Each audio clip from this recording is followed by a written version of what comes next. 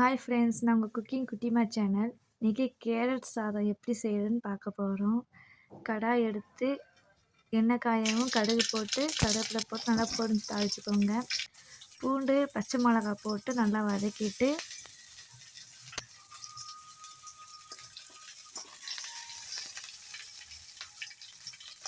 வெங்காயத்தை போட்டு நல்லா வதக்குங்க.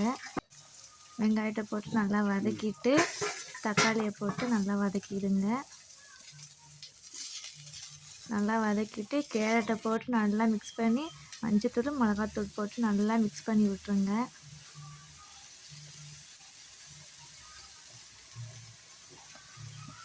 மிக்ஸ் பண்ணி விட்டுட்டு ஒயிட் ரைஸ் எடுத்து அதில் போட்டு நல்லா மிக்ஸ் பண்ணிவிடுங்க.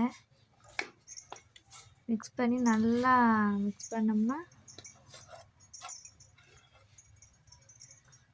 நல்லா கிளறி விட்டுருங்க. டேஸ்ட்டு செம்மையாக இருக்கும்.